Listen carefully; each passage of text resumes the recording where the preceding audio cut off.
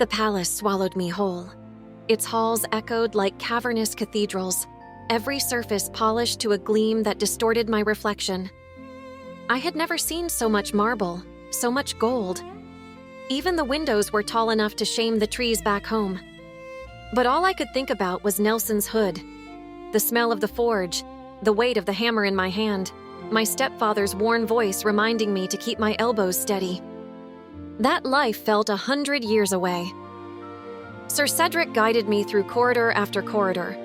He didn't speak much, just the occasional, "This way," or "Mind your step." He moved like a man who had lived among these walls for years, with shoulders that carried both duty and something heavier. Regret, maybe. I trailed behind him in my worn village clothes, trying not to trip on the plush carpets or stare too long at the grand oil paintings lining the walls. Every one of them seemed to watch me, former kings and queens frozen in time, eyes full of judgment. We reached a private chamber tucked behind an arched silver door.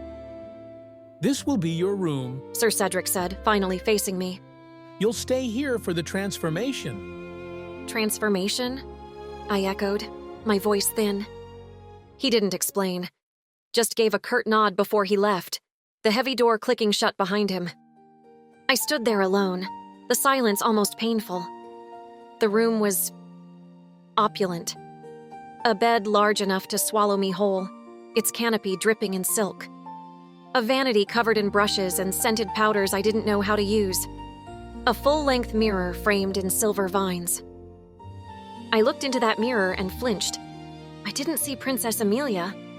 I saw a soot-streaked blacksmith's daughter, eyes wide with fear. A knock startled me. Before I could answer, the door opened and in swept a parade of women, servants, hairdressers, attendants. They bowed quickly and launched into action without a word. My clothes were stripped away, my hair unraveled, my hands pulled this way and that. I tried to speak, but no one seemed to hear me. Or perhaps they simply didn't care. I let them work because what else could I do? My skin was scrubbed. My hair was washed, brushed, and twisted into something elaborate. Layers upon layers of fabric were wrapped around me. Silks and satins I never imagined touching, let alone wearing. I stood there, stiff as an iron rod, as they laced up a gown that shimmered like starlight. When they were done, they stepped back in silent unison. One of the maids held up a hand mirror. I almost dropped it. I looked exactly like her, or rather, like what I imagined Princess Amelia must have looked like. Regal, poised, completely unrecognizable. The girl in the mirror wasn't me, not really, but her eyes, those were still mine, and they were filled with panic. The door opened again. Sir Cedric returned, this time with a quiet nod of approval. "You're ready." "I don't feel ready," I whispered. He studied me for a moment. "No one ever does." He held out his arm and I took it, trembling. As we walked through the halls, servants paused and bowed. Some whispered behind their hands. Others smiled with tears in their eyes. They all believed I was her. They believed I had returned. How can they not see through me? I wondered. How can they not see I'm a lie wrapped in lace? But Sir Cedric was walking with purpose.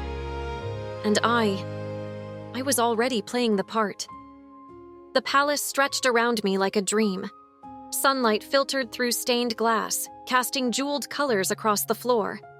At the far end of one grand corridor, two towering doors loomed. The throne room. Sir Cedric stopped just short of them. "Are you ready?" "No," I admitted. "But that's not stopping anyone, is it?" He gave a faint smile. "You'll do fine, Emma." "Stop calling me that," I said. "At least not here." He nodded once. "Of course, Your Highness." And with that, the doors were pulled open. The throne room was vast. Its ceiling soared like a cathedral, the walls adorned with crimson banners bearing the golden crest of Valeriana.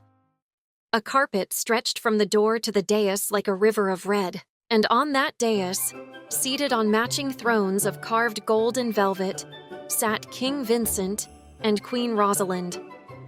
Their eyes turned to me. My knees nearly buckled. The king was a tall, broad-shouldered man with silver in his beard and kindness in his eyes. The queen beside him had a beauty that radiated strength, sharp, regal, but not unkind. Sir Cedric bowed low. Your Majesty, He announced.